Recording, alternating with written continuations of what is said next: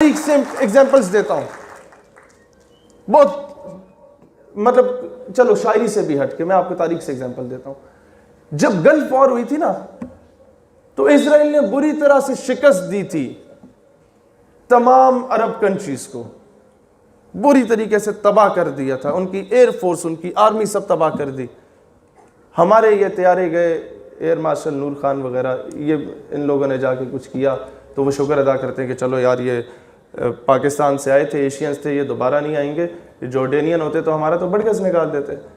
اب یہاں پہ یہ نہ سمجھے کہ اسکرپٹڈ بات ہے. جہاں پر مشرف کو لتاڑنا ہوگا میں لتاڑوں گا انشاءاللہ تعالی. میں بڑا نیوٹرل لے کے بات کروں گا. دیکھیں جن لوگوں نے قربانیاں دی ہیں، جو ہیروز ہیں وہ ہیروز ہیں، انہیں آپ نے تسلیم کرنا ہے.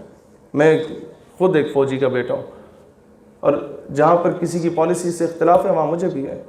ہم بڑا اسٹریٹ فارورڈ ہونا چاہیے. میں آپ کو ایک چیز بتانا چاہتا ہوں. اسرائیل نے جب بری طرح شکست دی تو کیا کیا؟ اس نے اپنا سارا ساز و سامان بیچ دیا اور امریکہ سے اسلحہ خریدا. ہوا کیا کہ یہ نیو یارک ٹائمز اور واشنگٹن پوسٹ کا ایک نمائندہ آتا ہے اور اس کی وزیر اعظم یا صدر مملکت تھی گولڈا مائر. اس سے پوچھتا ہے کہ جناب آپ نے سب کچھ تو بیچ دیا، امریکہ سے اسلحہ خرید لیا، کھانے کو تھا کچھ نہیں تم لوگوں کے پاس، یہ درس کہاں سے مل گیا تمہیں؟ وہ کہتی ہے کہ مجھے تو یہ درس مسلمانوں کے نبی حضرت محمد علیہ السلام سے ملا. وہ چونک دیا، کہتے ہیں وہ کیسے؟ وہ جواب دیتی ہے کہ جناب والا،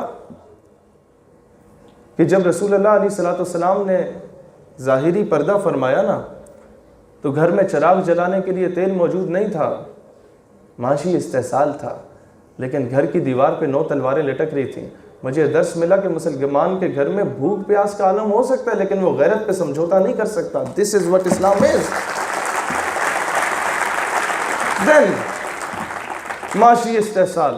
دیکھو غیرت میں اور غربت میں بڑا فرق ہے. یہ جو لوگ ہمیں کہتے ہیں جی ایسی باتیں نہ کرو، امریکہ صاحب ناراض ہو جائے گا، پیسہ نہیں ملے گا، یو ایس ایڈ نہیں ہوگا تو ہم تو مر جائے گا. بھائی جان وہ پشتوں کی مثال ہے، غریب کو خدا پیدا کرے خو بغیرات اچھا کرے. وہ بہت سمپل بات ہے. یہ ہمارے سرائکی بھائیوں کو آپ لوگوں نے اس کا مطلب سمجھا دینا ہے. میں آپ کی زبان میں بھی بات کروں گا. بات یہ ہے کہ دوستان ذی وقار، جب محمود غزنوی سومنات کے بت کو توڑنے جا رہا تھا نا